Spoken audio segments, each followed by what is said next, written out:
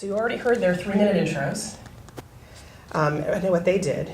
And what I was wondering, to the extent that you haven't yet addressed it, because I actually didn't hear 100% of what you all said, was how did you come up with your idea? When did you initially make the leap to go full time to that idea? And what were the considerations on your mind as you were making that leap? You want to start? Okay. Melissa? Sure. Go ahead. Yeah.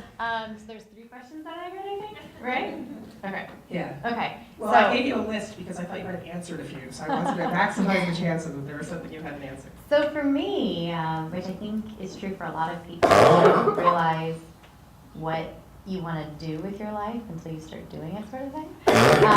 And so growing up, I used to tag along with my dad a lot to work. And so he is an educator, he's a professor, and so I used to go out to the different outreach programs that he did, many of which were robotics and engineering oriented.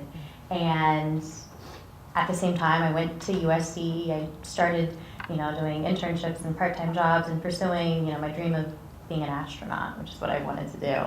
And in my junior year of college, I had an opportunity where my parents were very willing to help me rent a space, and go from offering classes basically in our living room that we were doing as a hobby to actually, starting a business, becoming S-corporated, and going down that route.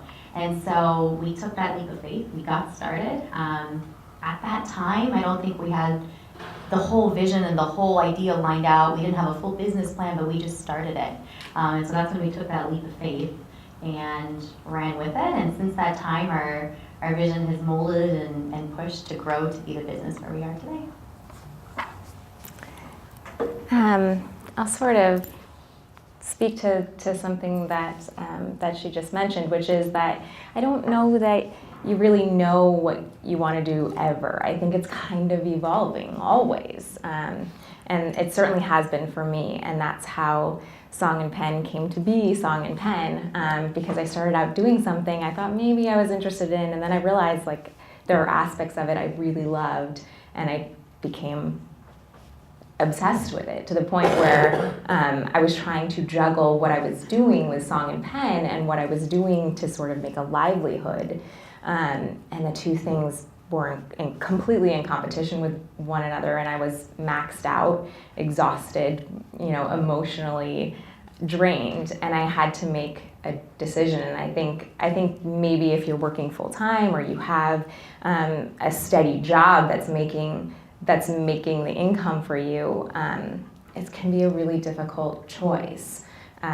because the two things can obviously take a lot out of you. But I think once you get to the point with the side project where you feel like it's as demanding as the current project, at least it was for me, that was the moment at which I could make the leap to commit to the side project and feel reasonably confident that if I had the extra time to invest in the side project, that I would be able to make the same kind of income that I was making from the other gig.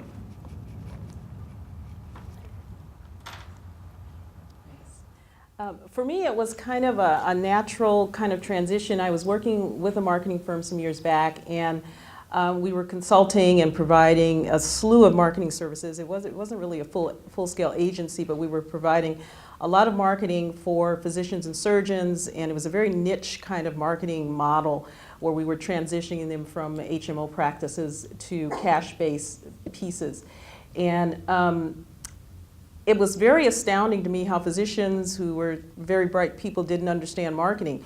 So when the company had some downsizing and I was laid off, I said, well, there are probably a lot of other people that don't understand marketing too. So I'd already had this consulting framework, and I was an account manager with the company, and I had done a number of things as a media buyer. I was doing just a number of things with this marketing company. So the consulting side was always kind of there and kind of present. It was just kind of taking the leap. And I was kind of forced to do something, really. I mean, I was out of work, and so I just kind of moved into this kind of naturally and started working with other small business owners who needed the types of services that that I had been very familiar with in terms of marketing and building out marketing plans and helping them put together marketing campaigns. So it came that way. It just kind of fell into place.